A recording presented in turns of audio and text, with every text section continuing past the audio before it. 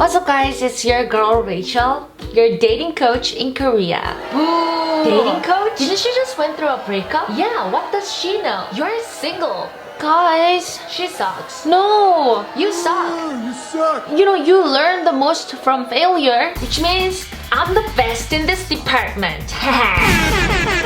Today we're gonna talk about 3 types of toxic Korean guys you shouldn't date. When you first meet them, they might seem like they're those perfect guys you saw from K-drama. They are pretty and charming, so you might be all like, oh wow, you're mine now. I gotta have you. You're mine. You're mine. But no. These guys are bad news. You shouldn't even start anything with them. Just abandon the ship. Bail out. Well then, how do you know they're toxic Korean guys? Luckily, they're gonna show these signs. So let's jump right in. Number 1, a guy who's head over heels for you from the very beginning. Oh my god, he makes me feel like I'm the lead actress of all the K-dramas. He said he's never felt this way with anybody and he wants to show me around the city. Oh, he's so sweet. I think he's the one. No, stop! That's the guy I'm saying you need to stay clear from. Somebody around you probably said something like this to you already. He probably just wanna sleep with you. He's trying to get you in bed with him. Well, maybe that's true. But I do believe these guys have a huge crush. Oh, their crush is real. But here's the thing. Their crush is not on you. It's on their idea of you. These Korean guys are called 금사빠.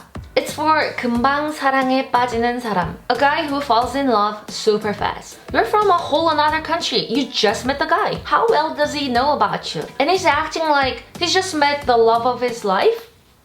That's BS. How much does he even know about you? This whole thing is built on a fantasy. It's like a sand castle on a beach. It's fragile. It could end so easy. And trust me, it will end. There are just so many things that could shatter his illusion. No matter how awesome you are, they could just lose feelings for you. It's textbook 금사빠. And you're gonna end up getting disappointed. But am I surprised?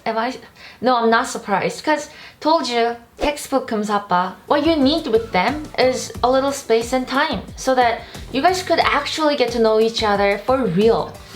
Rachel, wouldn't they just disappear because it takes a lot of time and they can be boring? Well, they might. But don't even be sad about that. You just saved yourself a heartbreak. It's a good thing. Just say bye. Bye. Actually, these 금사빠 Korean guys and Korean girls, they are addicted to this romantic feeling you feel in the beginning. Butterflies in the stomach. And they are so good at making you feel it. I'm not saying this feeling is bad. I love it too. But that's certainly not everything in a relationship, right? You know what? Now let them just chase that feeling. You and I, we're gonna chase something real. Number 2, a guy who's not thoughtful to you.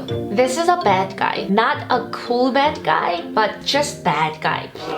Here's the thing. When you first come here, you're gonna get into so many situations that might surprise you in good and bad ways. Sometimes you'll see some things that you don't really agree with or feel uncomfortable doing in a Korean way. And that's totally fine. I'd be more surprised if you're a type of person who can just accept a whole different culture just like that without any resistance. But if the guy you like kinda keeps pushing you to do things that don't really please you, saying this is the Korean way, so you should do it, here's a bad news.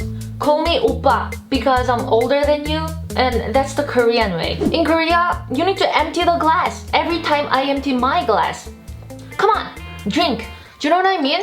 It's like almost manipulating you to do things you don't really want to do because they know how much you want to fit in and respect and understand the culture here. If he's introducing you to Korean culture, that's cool, but you should be able to feel that he's also trying to learn what you like or dislike and what makes you feel uncomfortable and comfortable. Maybe there are things that are not okay where you're from. Remember, you can always say no. Let me give you an example. Putting corns on pizza is a thing here. You know, as a topping. I personally like it. Actually, a lot of Koreans like it. But I know, you're probably saying, ew, corns on pizza? What the f? You don't have to eat it. Then that's completely fine. Right? There's a difference between respecting the culture and being who you are. If the guy is offended, because you're not doing things the way he wants and says that's the Korean way, so you should have done it this way, that way. Oh yeah, and can I get extra corns on the pizza? It's Korean style. Get used to it. What a In a relationship, your partner is somebody who's really close to you in your everyday life. To get along with each other, both of you should try to not do the things the other person dislikes. It's tough, of course, but if a guy remembers little things about you and try to do those things to make you happy, then I believe that's the guy you should be with. Be with the guy who says, "No corns please," when he orders a pizza. Number 3, a guy who's not into you. This guy can be a really nice guy actually, but if he's not interested in you, then he's not your guy. Don't even try, just let him go. If you know me, I'm always the one who says, like, go for it, you can do this, like, you're the best. Like, I'm always all for it. But when it comes to dating, especially in Korea, I will say, don't try. Don't waste your time. You might think if you try hard enough, just like a movie, you will end up with him eventually.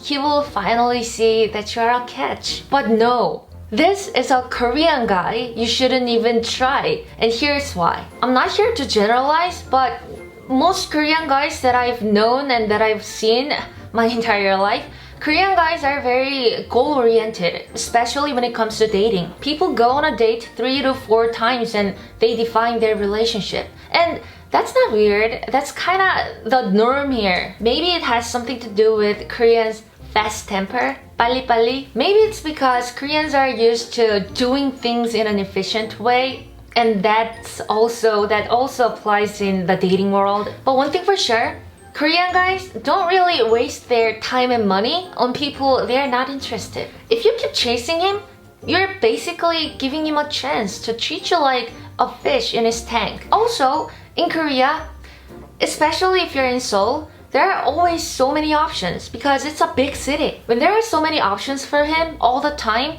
the possibility of him changing his first impression on you is really small. Think about it. Does your first impression on somebody change in a short period of time?